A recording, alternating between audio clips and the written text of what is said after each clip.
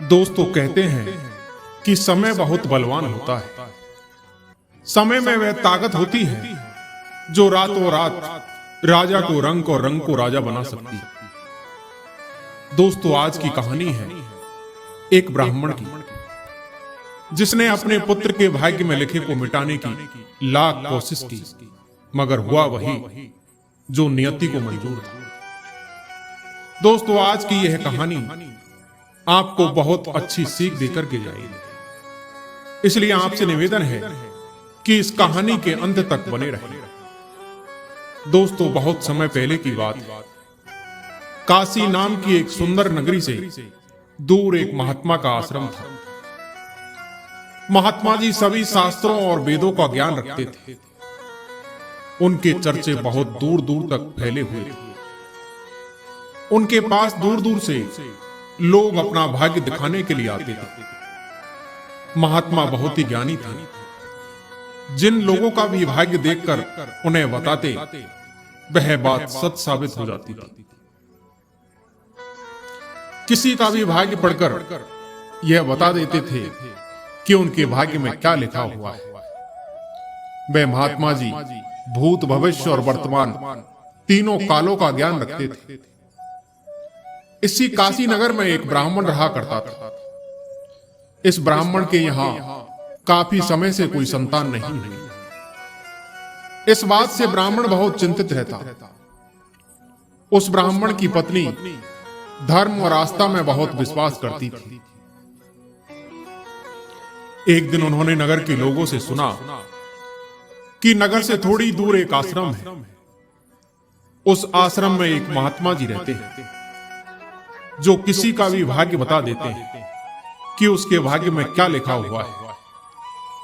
उन्होंने सोचा कि क्यों ना हम भी एक बार उस महात्मा जी के दर्शन करें और उन्हें अपनी समस्याएं बताएं। यही सोचकर अगले दिन ब्राह्मण और उसकी पत्नी उस महात्मा से मिलने के लिए निकल जाते हैं।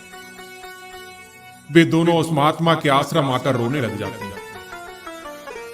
महात्मा जी उन दोनों को चुप कराते हुए कहते हैं, बेटा तुम रो मत, मुझे बताओ तुम्हें क्या दुख है। मैं जरूर कोई ना कोई समाधान जरूर निकाल लूंगा।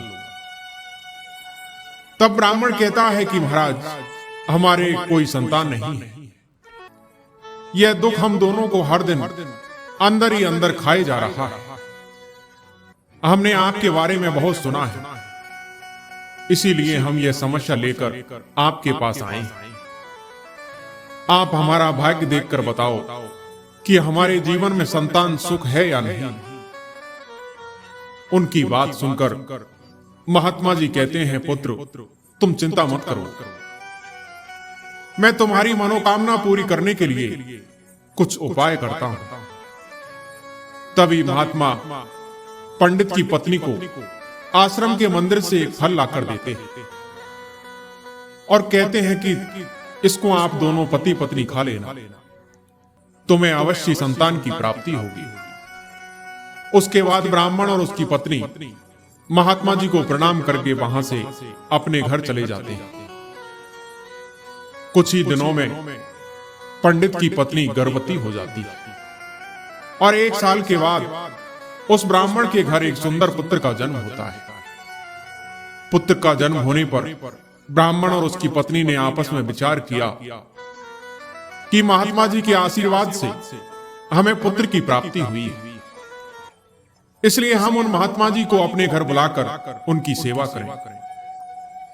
यही सब सोचकर एक दिन वह ब्राह्मण उन महात्मा जी को अपने घर बुलाते हैं और उन महात्मा जी का खूब आदर सत्कार करते हैं। ब्राह्मण उन महात्मा जी से अपने बेटे का नामकरण करवाते हैं। महात्मा जी उस ब्राह्मण के बेटे का नाम सूरज रख देते हैं। तभी ब्राह्मण कहता है कि गुरुदेव आप हमारे बच्चे का भविष्य देखकर बताओ कि हमारा पुत्र जीवन में क्या करेगा। तभी महात्मा जी कहते हैं कि अभी इसको बड़ा होने दो, जब इसकी आयु 12 वर्ष की हो जाए तब इसको मेरे पास लेकर आना, मैं इसका भाग्य अवश्य बता दूंगा।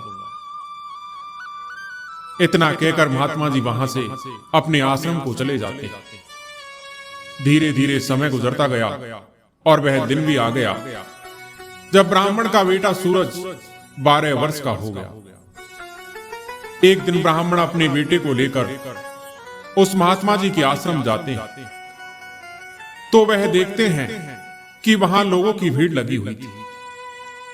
ब्राह्मण का लड़का अपने पिता से पूछता है कि पिताजी, यह सब क्या हो रहा है? तब ब्राह्मण अपने बेटे को बताता है कि यह महात्मा जी त्रिकालदर्शी हैं। इनको सभी के भविष्य का पता चल जाता है, इसलिए यह सभी लोग अपने अपने भविष्य का पता करने यहां आए हुए हैं। यह सुनकर सूरज उन महात्मा जी के पास जाता है और कहता है, गुरुदेव, आप मेरा भी भविष्य देखिए ना। उस बालक की बात सुनकर गुरुदेव पहले तो मना कर देते हैं, लेकिन बाद में बच्चे की जिद पर मान जाते हैं और उससे कहते हैं कि बेटा, मैं तुम्हारा भाग्य देखता हूं, तुम मेरे सामने आकर बैठ जाओ। फिर महात्मा जी उस ब्राह्मण के पुत्र का भाग्य देखने लगते हैं। उन महात्मा जी ने अपने ग्रंथों को खोला और फिर ब्राह्मण के पुत्र के ललाट को देखा। जब उन्होंने गणना की तो महात्मा ने देखा कि ब्राह्मण के पुत्र का विवाह तो एक नीच कुल की कन्या के साथ होना लिखा है। जब महात्मा ने यह देखा तो वह सोचने लगे कि अब क्या होगा। यह ब्राह्मण तो जाति से उच्च कुल का ब्राह्मण है और इसके पुत्र का विवाह नीच कुल की लड़की के साथ होगा। अब यदि ऐसा हो गया तो यह कहीं का नहीं रहेगा और किसी को अपना मुंह दिखाने के लायक भी नहीं रहेगा। महात्मा जी ये सब उस ब्राह्मण को बता देते हैं। महात्मा जी की बात सुनकर वह ब्राह्मण कहता है कि गुरुदेव, मैं ऐसा नहीं होने दूंगा। जब मैंने यह सब जान ही लिया है तो मैं अपने पुत्र के भाग्य को बदल दूंगा। आप तो मुझे सिर्फ इतना बता दीजिए कि मेरे पुत्र का विवाह किस लड़की के साथ होगा।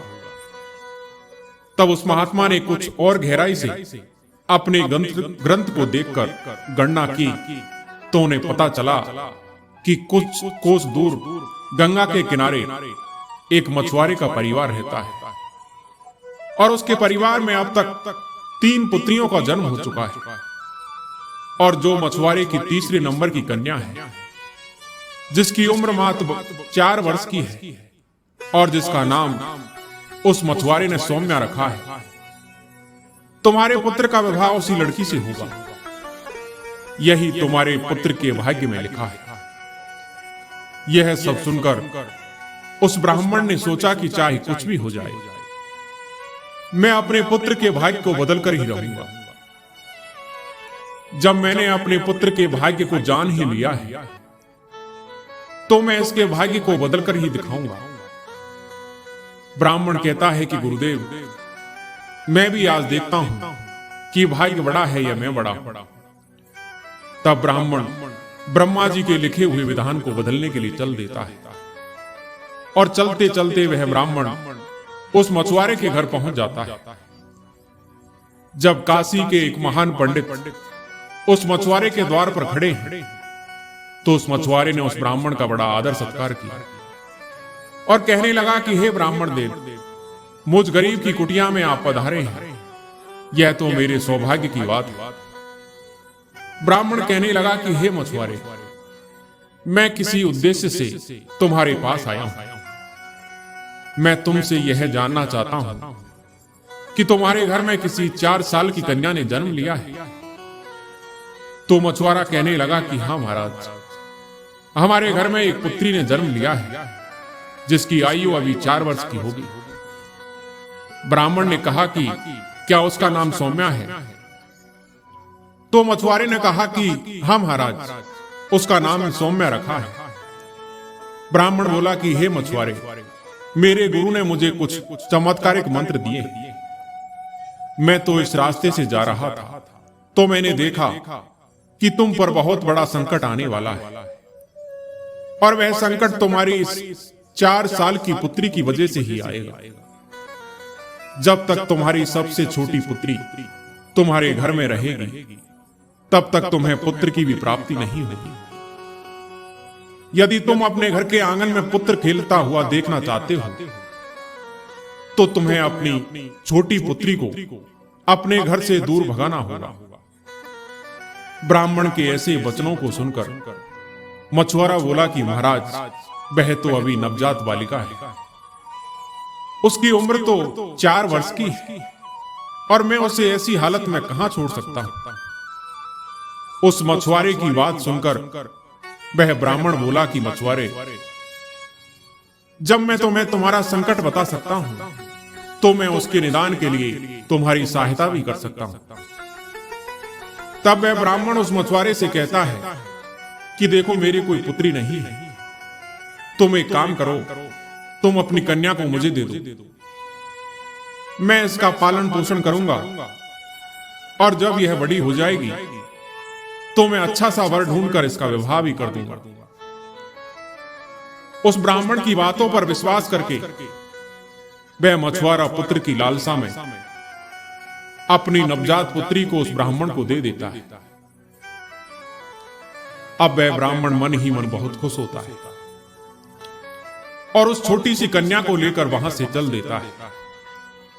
चलते चलते वह ब्राह्मण सोचता है कि इस कन्या को अगर मैंने मार दिया तो मुझे बाल हत्या का पाप लगेगा। फिर उस कन्या से छुटकारा पाने के लिए वह ब्राह्मण एक बढ़ई के पास जाता है और उस बढ़ई से एक लकड़ी का छोटा सा बक्सा बनवाता है और उस बक्से में वह उस नवजात कन्या को सुलाकर नदी के जल में प्रवाहित कर देता है। उस नवजात को नदी में प्रवाहित करने के बाद वह ब्राह्मण सोचने लगता है कि यह बक्सा कुछ दूर जाकर नदी में डूब जाएगा और यह लड़की मर जाएगी। इस तरह से मेरा पीछा छूट जाएगा और मुझे बाल हत्या का भी पाप नहीं लगेगा। यह सोचकर वह ब्राह्मण अपने घर चला जाता है। परंतु इस दुनिया का क्या कोई ऐसा व्यक्ति है जो किसी के भाग्य को बदल सके? क्योंकि उस लड़की के भाग्य में जीवन लिखा हुआ था, जिस कारण से वह बक्सा उस नदी के जल में नहीं डूबा और जल का बहाव उसे बहाते हुए एक गांव के पास किनारे पर ले गया। उधर उस गांव का एक पंडित उस नदी में स्नान करने के लिए आता है, तो उस पंडित की नजर उस बक्से पर पड़ती है। जब वह पंडित उस बक्से को खोलता है तो वह देखता है कि बक्से के अंदर बहुत ही सुंदर कन्या लेटी हुई है। अब उस पंडित को कोई संतान नहीं थी। वह रोज भगवान से संतान प्राप्ति की प्रार्थना करता था। उस बच्ची को देखकर वह पंडित सोचने लगा कि भगवान ने मेरे लिए इस पुत्री को मेरी संतान बनने के लिए ही भेजा है और मेरी प्रार्थना भगवान ने स्वीकार कर ली। और इस तरह वह पंडित उस कन्या को लेकर अपने घर के लिए चल देता है। जब पंडित अपने घर पहुंचा और उस पुत्री को अपनी पत्नी को दिखाता है तो उसकी पत्नी कहने लगी कि आप यह किसकी पुत्री ले आए? तो पंडित जी कहने लगे कि भगवान ने हमारी प्रार्थना स्वीकार कर ली है और इस कन्या को हमारी संतान के रूप में हमारी झोली में डाल दिया है। इसका हम बड़े अच्छे से पालन पोषण करेंगे और इसे अच्छे संस्कार देंगे। इसे किसी चीज की कोई कमी नहीं होने देंगे। इस प्रकार उस कन्या का पालन पोषण उस पंडित के घर होने लगा। कुछ समय गुजरा और समय के साथ साथ वह कन्या भी बड़ी हुई। अब जैसे जैसे वह लड़की बड़ी होती गई वैसे वैसे उसकी सुंदरता में 4 चांद लगते गए। फिर जब लड़की थोड़ी और बड़ी हुई तो एक दिन पंडित की पत्नी ने अपने पति से कहा कि हमारी बिटिया अब बड़ी हो गई है और विवाह की भी उम्र हो गई है। अपनी पत्नी की बात सुनकर वह पंडित अपनी लड़की के विवाह के लिए लड़का देखने के लिए चल देता है। जब आसपास में उसके लायक कोई लड़का नहीं मिलता है तो पंडित जी अपनी पुत्री के लिए वर की तलाश करते करते काशी नगरी में पहुंच जाते। वहां जाकर लोगों से पूछते हैं कि यहां कोई ऐसा ब्राह्मण परिवार है जिसका कोई पुत्र विवाह के योग्य हो। अगर है तो बताओ। काशी के लोग उस पंडित को उस ब्राह्मण के बारे में बताते हैं जिसने उस लड़की को नदी में बहा दिया था। लोग उसे बताते हैं कि उनका बहुत ही संस्कारी परिवार है और उन ब्राह्मण का इकलौता पुत्र है और उसकी उम्र भी विवाह के योग्य है। अगर आपकी बात उन पंडित जी के पास बन जाए तो आपकी पुत्री बहुत ही सुखी रहेगी। उन लोगों की बात सुनकर वह पंडित उस ब्राह्मण के घर अपनी बेटी की शादी करने के लिए चल देता है। जब वह पंडित उस ब्राह्मण से मिलता है और जब पंडित अपनी पुत्री की सुंदरता के बारे में बताता है और पंडित को अपने आने का मकसद बताता है कि मेरी एक पुत्री है और उसका विवाह हम आपके पुत्र के साथ करना चाहते हैं, तो वह ब्राह्मण भी बहुत खुश हुआ कि चलो मेरे पुत्र के भाग्य में जो लिखा था अब वह बदल गया है और एक ब्राह्मण अपनी पुत्री की शादी के लिए मेरे पास आया है। ऐसा सोचकर वह ब्राह्मण उस पंडित की बेटी से अपने पुत्र की शादी करने के लिए तैयार हो जाता है और फिर विवाह का समय निश्चित भी हो जाता है और वह पंडित खुशी खुशी अपने घर चला जाता है और अपनी पत्नी को सारी बात बताता है।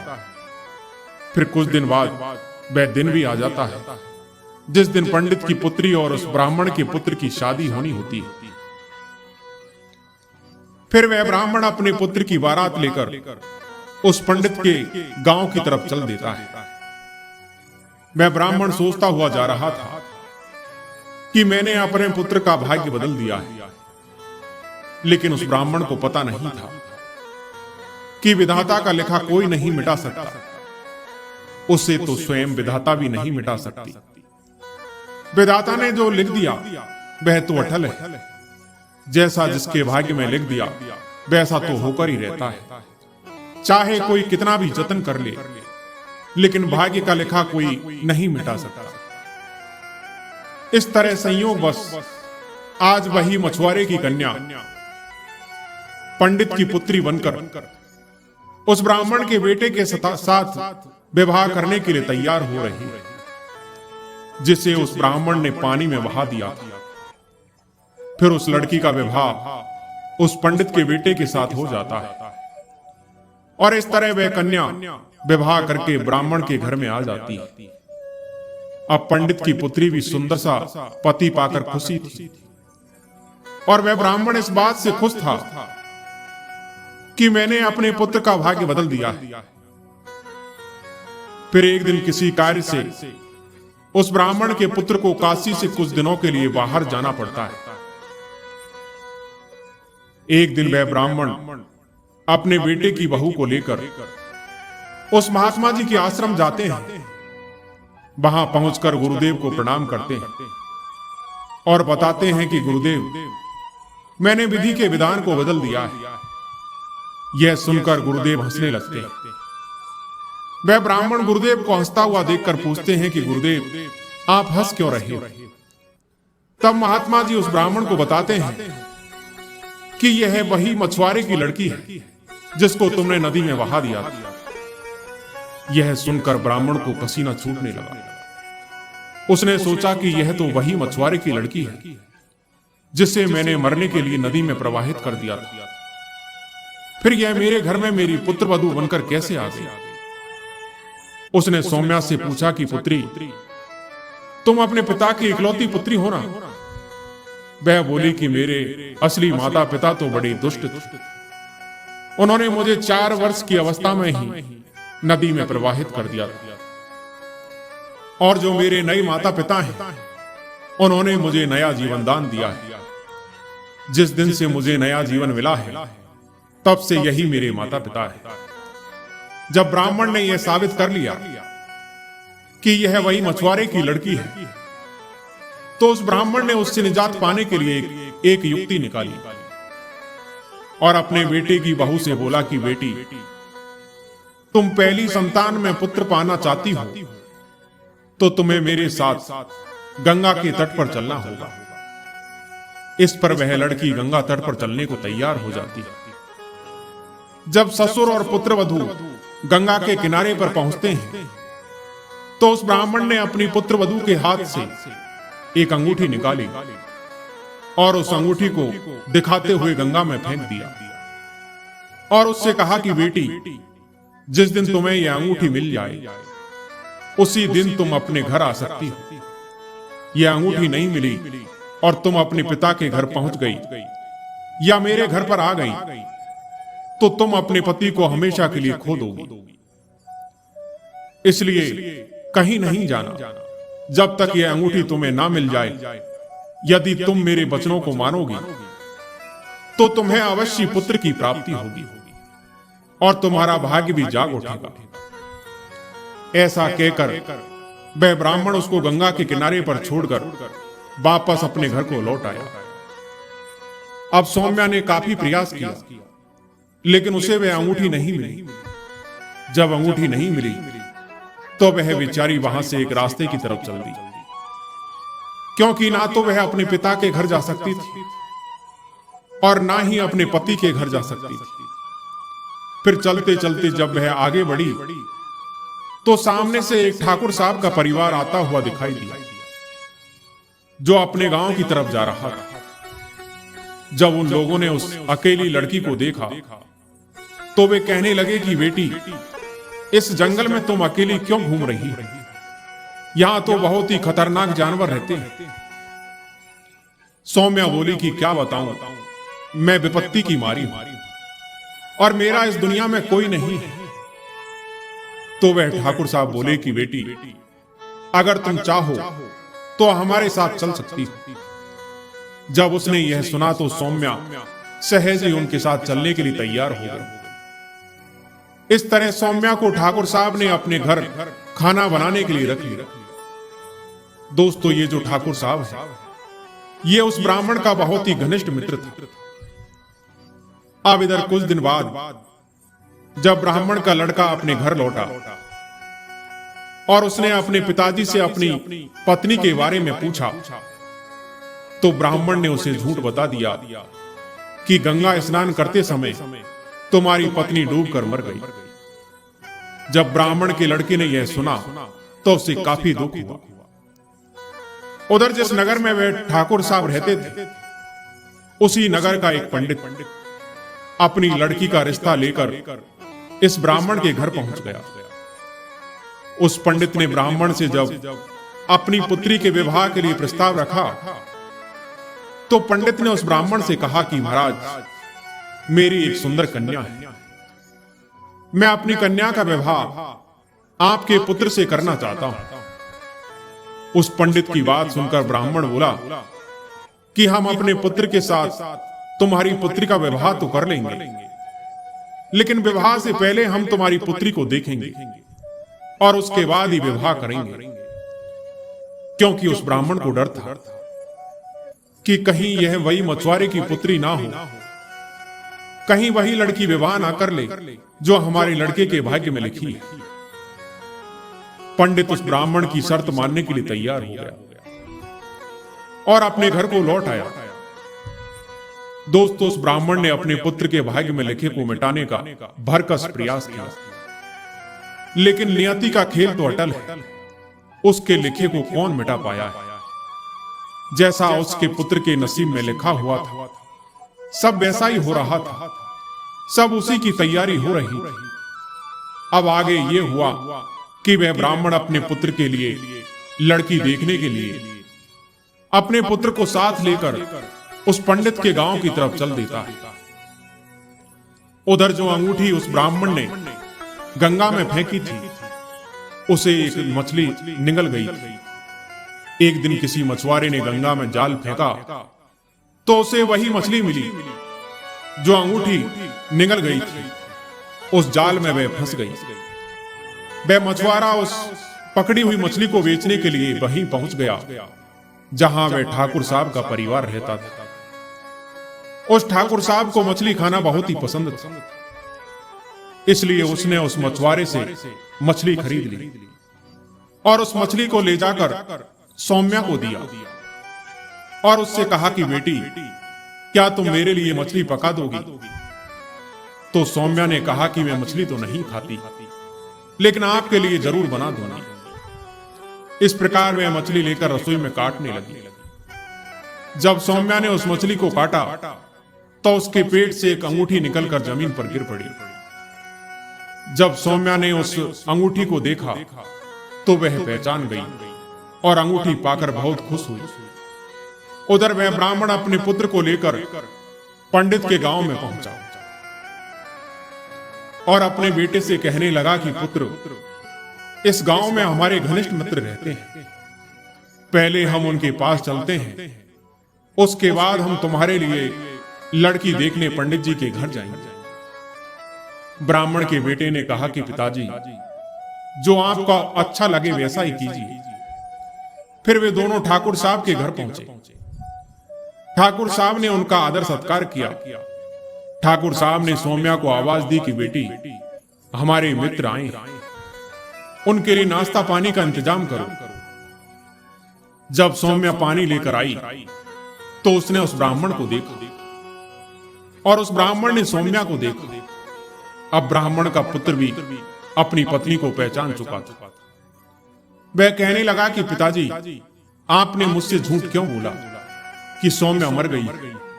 मेरी पत्नी तो अभी जिंदा है और आप ये जानते थे, और ये जानते हुए भी आपने मेरा विवाह किसी अन्य लड़की से करने की कैसे सोची? इतना सुनकर उस ब्राह्मण ने शर्म से अपना सिर झुका लिया। वह ब्राह्मण कहने लगा कि बेटा, मैं भटक गया था।